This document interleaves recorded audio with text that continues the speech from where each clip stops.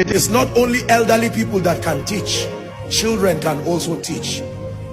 Elderly people can never become children again, but children have a chance to become elderly people. Respect them. They have the advantage of time. Elderly people can have wisdom, but there is no time to correct certain mistakes again. But children have the advantage of time. They can be Saul today and become Paul tomorrow. Respect it. I've visited the prison many times, and we have various projects to the prison, and I am inspired sometimes beyond imagination as I see these inmates. Some of them have come to a point where they have admitted their wrongs. Do you know, there was a time that we wanted to help out to bail a few people who had been there for a long time, and the controllers advised us that they have learned from experience that some of these people have no family. They are better off there. Even if you bail them, they will not go, because it has become their family. They are better off in that place. So when you sit down with that person and you ask him, what do you have to teach me? He will tell you, listen to instructions. I was teaching, I'm wrapping up now. I was teaching at a youth session, my final session in South Africa this year, and I just decided to inspire some of the people, the youths within the nation there, as a final session. And I just want to borrow an example as I wrap up. And I told them I was going to simulate a discussion between an elderly you and a younger you. If the 10-year-old you meets with the 50-year-old you and they discuss, what will be their discussion? Will it be, well done, you are what I always wanted to be, or something is wrong, I wish I could go back? I have told you that at the end of your life you will always be remembered, only be remembered by the problems you created or the ones you solved. There are many of you who right now are in that conversation. If the 10-year younger version of you looks at the you now, you will watch him bleed, and he says, this is not what I wanted to become. This was not our discussion. What happened? Now that you are alive, you can make the you now to celebrate with the you that is waiting in your 20 years from now. That 10, 20 years from now, you can look back to this version of you and say, well done, I made the wrongs right, I built the relationships, I got my life back in order. I'm praying for you that the 70, 80-year-old version of you will not turn back and watch the younger version crying and say, I kept calling your attention. When you were 30, I said you were missing it, you did not listen. You got to 40, I said you were missing it, you did not listen. Now you are 80 and you are full of regrets. There are many elderly people today who are going to their graves in pain. They made certain mistakes. And watch this. This is the conclusion of my discourse tonight. The man who is sitting today as an overcomer is not always smiling.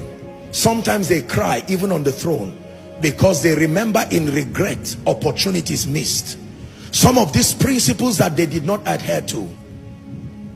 I was sent by that overcomer to you to tell you the mistake you are making has been made by someone, and the end of it is not joy. You have a chance to correct it now. The lack of wisdom that you are doing now, someone has done it for you already. He finally became an overcomer, but there are things. The man called Abraham, even though he was a patriarch of faith, don't forget, Ishmael came and Ishmael fought Isaac. He still fights Isaac till today. And so the lesson from the overcomer called Abraham is that impatience will always make you give birth to what fights your promise.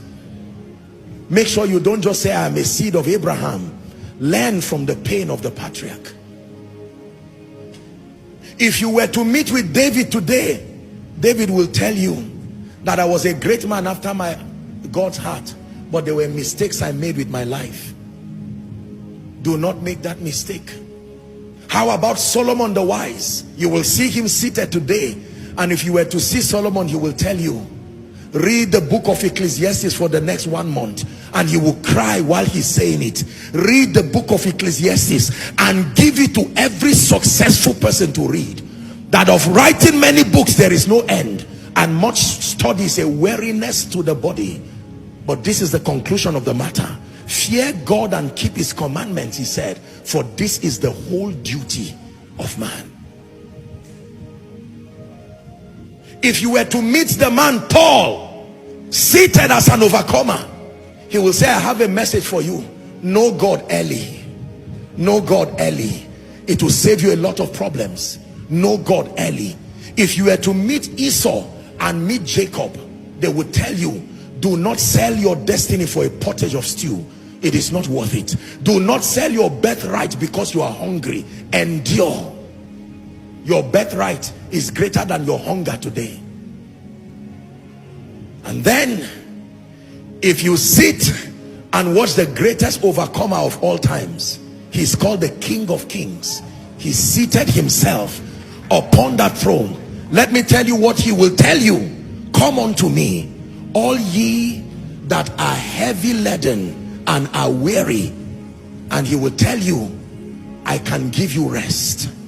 Rest from yesterday, rest from pain, rest from misery, rest from curses. I can give you rest. He says, my yoke is easy and my burden is light.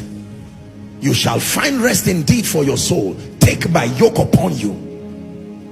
If you meet the overcomer, he will tell you, no matter how your sins are, I paid that price for you as proof of love.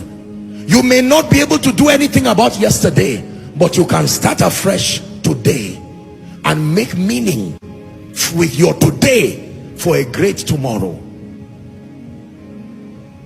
We are surrounded by overcomers. They are called a great cloud of witnesses. I've been assigned by the Spirit to glean from their wisdom and to share with you tonight irrefutable, destiny-defining principles that have turned ordinary men to become champions, hoping that soon enough in your lifetime you will have a chance to sit upon this rare throne that not many sit on, as an overcomer yourself. That your name will be turned from Joshua Selman to an overcomer, from Mary, from Grace to an overcomer. That people will look at you and indeed you will be called an overcomer. Please rise up on your feet.